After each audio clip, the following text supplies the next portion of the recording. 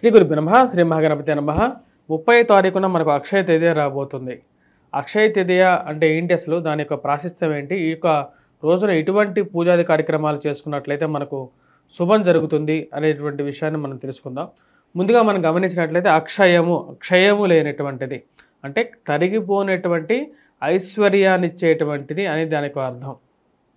ఈ యొక్క రోజున మనం గమనించినట్లయితే ముఖ్యంగా శ్రీ మహావిష్ణువుకి అత్యంత ప్రీతికరమైనటువంటి మాసంగా కూడా వైశాఖ మాసం చెప్తుంది అన్నమాట. వైశాఖ మాసంలో మనం చేసేటువంటి లక్ష్మీ పూజకి ఇంకా దానికి తగినటువంటి ప్రాముఖ్యత అనేది ఉంటుంది. ఇక అక్షయ తృతీయ రోజున ముఖ్యంగా వచ్చినప్పటికీ అమ్మవారిని ఎక్కువగా పూజించాలి. రోహిణి నక్షత్రయుక్తంగా వస్తుందన్నమాట. అంటే వైశాఖ మాసంలో వచ్చేటువంటి రోహిణి నక్షత్రయుక్తంగా వచ్చేటువంటి ఈ యొక్క అక్షయ తేదీకి చాలా ప్రాముఖ్యత అనేది ఉంది. అదే రోహిణి నక్షత్రం సోమవారం వస్తే ఇంకా దానికి చాలా విశేషమైనటువంటి ప్రాముఖ్యత అనేది ఉంది. కానీ ఈ యొక్క సంవత్సరం వచ్చేటప్పటికి 30వ తారీఖున అంటే మనకు బుధవారం అవుతున్నది, బుధవారం పూట వస్తున్నది అన్నమాట. ఈ యొక్క రోజున ఎటువంటి పరిహారాలు, ఎటువంటి పూజాది కార్యక్రమాలు చేసుకోవాలి అని చెప్పే ముందుగా అక్షయ తృతీయకు ఉన్నటువంటి ప్రాముఖ్యత ఏంటి అంటే, ఎందుకు అంత ప్రాముఖ్యత ఉంది అంటే, మనకు ఉగాదికి ఎటువంటి ప్రాముఖ్యత ఉందో అక్షయ తృతీయకు కూడా ఇంచుమించు అటువంటి ప్రాముఖ్యత ఉంది. ఎందుకంటే కృతాయుగంలో, ద్వాపర యుగంలో, ముఖ్యంగా మనకు ద్వాపర యుగంలో ఈ యొక్క యుగం ఆవిర్భవించింది వచ్చినప్పటికీ అక్షయ తృతీయ రోజే అని చెప్పేసి మనకు విష్ణు పురాణం చెప్తుందన్నమాట. విష్ణు పురాణ రీత్యా మనం గమనించినట్లయితే అంటే సృష్టి ఆవిర్భావం జరిగినటువంటి రోజున ఎలాగైతే సృష్టి దినదిన ప్రవర్తమానంగా పెరిగి జనాలు ఈ యొక్క భూమండలం చుట్టూరు ఆవిర్భవించి మరియు పశుపక్షాదులు ఎలాగైతే జీవిస్తున్నాయో అంటే ఎక్కువగా అంటే అభివృద్ధి చెందుతూ వస్తున్నాయో, అదేవిధంగా మనం ఈ యొక్క అక్షయ తృతీయ రోజు అక్షయము లేనటువంటి యొక్క తిథి రోజు మనం చేసేటువంటి పూజాది కార్యక్రమాలకి అలాగే వృద్ధి చెందుతూ పరిపూర్ణంగా వృద్ధి చెందుతూ ముందుకు వెళ్తాయి. వాటికి అక్షయము లేకుండా ఉంటుంది అన్నమాట, క్షయము లేకుండా ఉంటూ ఉంటుంది. అందుకని చెప్పేసి ఈ యొక్క అక్షయ తృతీయ రోజున మనం పూజాది కార్యక్రమాలు చేయడం జరుగుతుంది అన్నమాట. అక్షయ తృతీయ రోజున ముఖ్యంగా వచ్చినప్పటికి ఎవరిని పూజించాలి అంటే అమ్మవారిని, లక్ష్మీదేవి స్వరూపాన్ని పూజించాలి.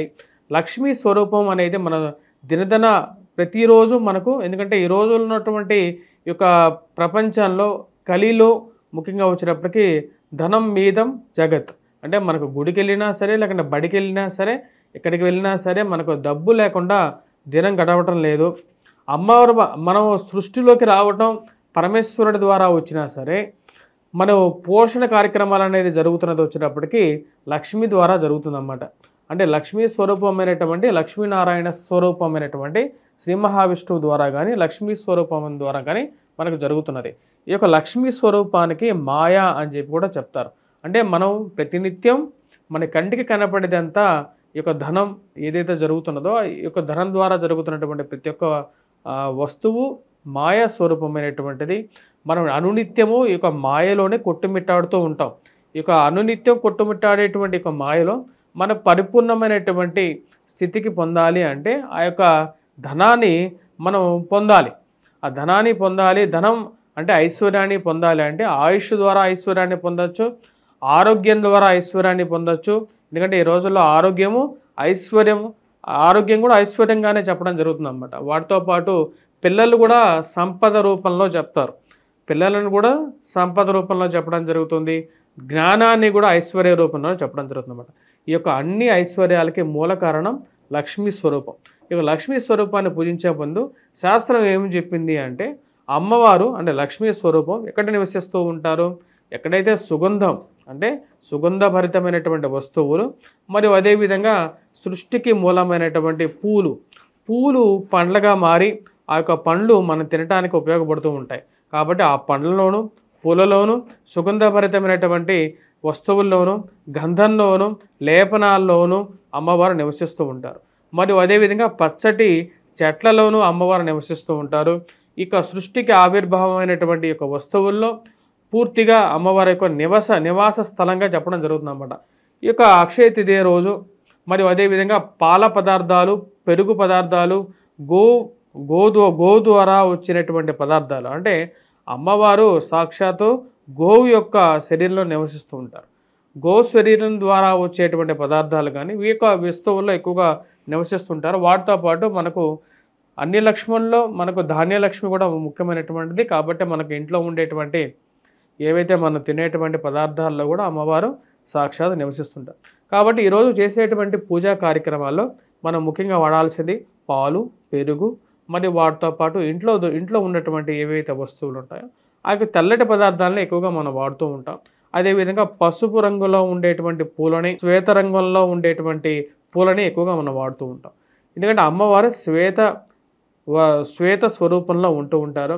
ఎందుకంటే క్షీరసాగర మదని అంటే క్షీరంలో ఉండేటువంటి ఆ యొక్క నురుగులో తెల్లగా ఎలాగైతే ఉంటారో ఈ యొక్క లక్ష్మీ అమ్మవారు కూడా అటువంటి తెల్లటి తామర పూలో కూర్చొని ప్రయాణం చేస్తూ ఉంటారు. కాబట్టి అమ్మవారిని తామర పూలలో కానీ కలువ పూలలో కానీ అమ్మవారిని మనం ఎక్కువగా పూజించాలి.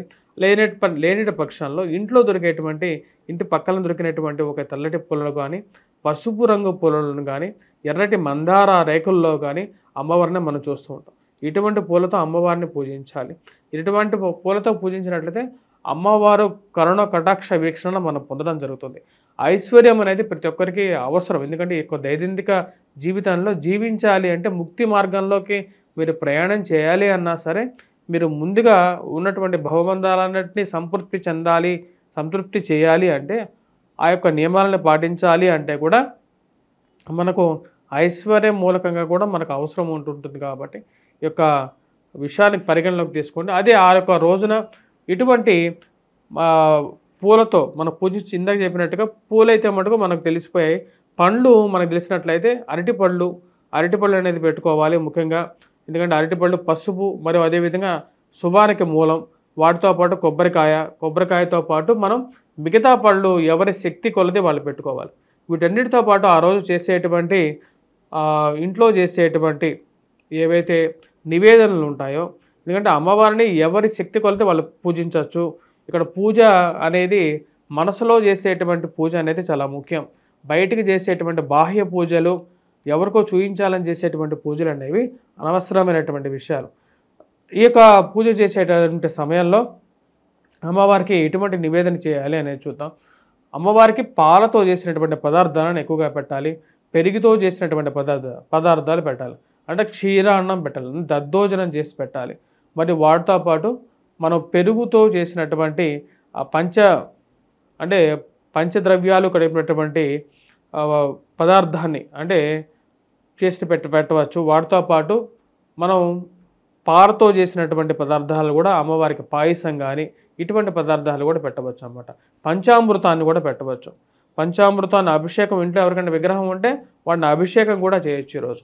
అలా చేసిన తర్వాత అమ్మవారిని అంటే మీ ఇంట్లో లక్ష్మీ అష్టోత్తర శతనామావళి మరియు అదేవిధంగా ధాన్యలక్ష్మి శ్లోకాలు మరియు పంచలక్ష్మి శ్లోకాలు, సప్తమాతృక శ్లోకాలు. ఎందుకంటే అమ్మవారు సప్తమాతృక అమ్మవారు కాబట్టి ఆ సప్తమాతృక శ్లోకాలు కూడా పఠించిన తర్వాత అమ్మవారికి ఏవైతే నివేదన చేస్తారో ఆ నివేదన చేసిన తర్వాత మీరు పూజాది కార్యక్రమాలు ఆ యొక్క నివేదన పదార్థాలను తీసుకోండి. వాటితో పాటు మనం ఇంట్లో ఈరోజు విశేషంగా మనం పులిహోర కూడా చేసుకోవచ్చు.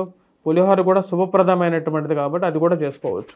ఇటువంటి పరిహారాలు, ఇటువంటి ఏవైతే మనకు కావాల్సినటువంటి ముఖ్యంగా ఇంట్లో నివేదన కార్యక్రమాలు అయిపోయిన తర్వాత ఈ యొక్క పూజాది కార్యక్రమం కంప్లీట్ అవుతుంది.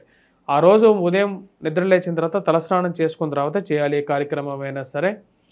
ఇంట్లో పీఠం ఉంటే పీఠం పెట్టుకోండి. పీఠం పెట్టుకున్న తర్వాత ఈ యొక్క కార్యక్రమాలు చేసుకున్నట్లయితే విశేషమైనటువంటి ఫలితం పొందగలుగుతారు.